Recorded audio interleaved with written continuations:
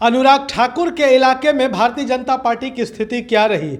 गोली मारो सालों को कहने वाले नफरती भाषण के माहिर माने जाने वाले अनुराग ठाकुर के इलाके में भारतीय जनता पार्टी की कैसी दुर्गति हुई, यह जानना आपको बहुत ज़रूरी है। अगर आप राजनीति में दिलचस्पी रखते हैं तो नफरती भाषण देने वाले नेताओं के चुनाव, उनके इलाके के चुनावी हाल चाल, चुनावी गतिविधियों को ज़रूर जानना चाहिए। प्रेस जागरण में आपका स्वागत है। सिमरनजीत सिंह मेरा नाम है। केंद्रीय मंत्री अनुराग ठाकुर का नाम तो आपने सुना ही होगा। दिल्ली विधानसभा चुनाव के वक्त याद करिए, उनका एक नारा बड़ा चर्चित हुआ था। मंच से कहते थे देश के गद्दारों को, तो नीचे से आवाज़ आती थी गोली मारो सालों को। देश की राजनीति में ऐसे केंद्रीय मंत्रियों की आज की तारीख में सख्त ज़रूरत है। ख़ास तौर पर नरेंद्र मोदी जी की सरकार में तो अनुराग ठाकुर की, अजय मिश्रा टेनी की, ऐसे नेताओं की सख्त ज़रूरत है और ये नरेंद्र मोदी सरकार के नवरत्नों में से एक है। खैर, हम बात करेंगे हिमाचल प्रदेश के विधानसभा चुनाव की।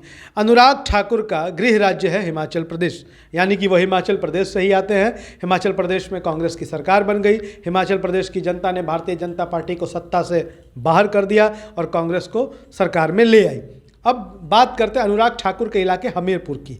तो बता दें कि अनुराग ठाकुर जो हैं, जो मोदी सरकार में केंद्रीय मंत्री हैं, उनका गृह जिला है हमीरपुर। वो हमीरपुर से ही लोकसभा का चुनाव जीतकर आते हैं। अनुराग ठाकुर के ज़िले में विधानसभा की 5 सीटें हैं।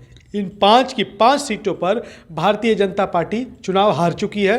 कांग्रेस इनमें से 4 सीट जीत चुकी है और 1 सीट पर निर्दलीय यानी कि आज़ाद उम्मीदवार चुनाव जीते हैं। हम आपको बता दें कि अनुराग ठाकुर के गृह जिले में भारतीय जनता पार्टी की जो दुर्गति हुई है, जो बुरी तरीके से हार हुई है, उस पर विरोधी खूब मजा ले रहे हैं।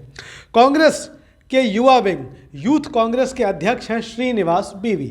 उन्होंने सोशल मीडिया पर अनुराग ठाकुर के गृह जिले में भारतीय जनता पार्टी को हुई दुर्गति पर क्या लिखा है, आपको ये पढ़ना चाहिए, ये बड़ा दिलचस्प है। श्रीनिवास ने लिखा है, हमीरपुर से सांसद हैं, मोदी मंत्रिमंडल में मंत्री हैं, नफरती नारेबाजी के लिए मशहूर हैं। इनके ज़िले की 5 विधानसभा सीटों पर भारतीय जनता पार्टी का सूपड़ा साफ हो गया है। ढेरों बधाई।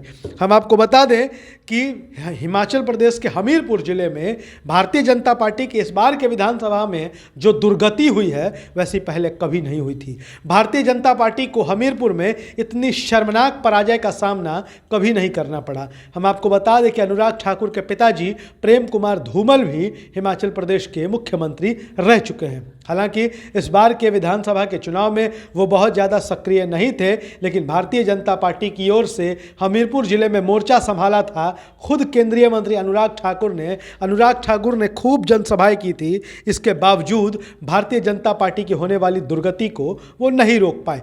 राजनीतिक विश्लेषक बताते हैं कि अनुराग ठाकुर के ज़िले में जिस तरीके से भारतीय जनता पार्टी के अंदर सिर्फ फुटअव्वल है, उठापटक है, आपसी मारामारी की स्थिति है, वैसी दूसरे हिमाचल के किसी ज़िले में नहीं है। और यह वजह रही कि भारतीय जनता पार्टी को अनुराग ठाकुर के ज़िले में बहुत बुरी पराजय का सामना करना पड़ा। और गोली मारो सालों को, देश के गद्दारों को, ये कहने वाले जो बीजेपी के केंद्रीय मंत्री हैं, जो नरेंद्र मोदी के नवरत्न हैं, वो अपने इलाके में बीजेपी की दुर्गति को नहीं रोक सके। आपको याद होगा, हम आपको याद दिला दें कि अकेले अनुराग ठाकुर नहीं हैं, दिल्ली में एक मिश्रा जी भी हैं।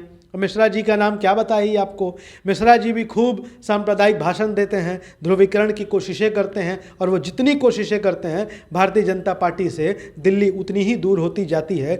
देश की जनता जो इस तरीके से सबक देती है नफरती भाषण देने वाले नेताओं को, वो बहुत ही सही है, सराहनीय है। और ऐसे तमाम नेता, चाहे वो किसी पार्टी के हों, किसी भी दल के हों, अगर वो नफरती भाषण देते हैं तो जनता को उन्हें ऐसे ही सबक सिखाना चाहिए। इससे हमारा लोकतंत्र मजबूत होता है, इससे भारत की धर्मनिरपेक्षता मजबूत होती है। वीडियो पसंद आए तो शेयर करिएगा, हमारे YouTube चैनल प्रेस जागरण को सब्सक्राइब करिएगा।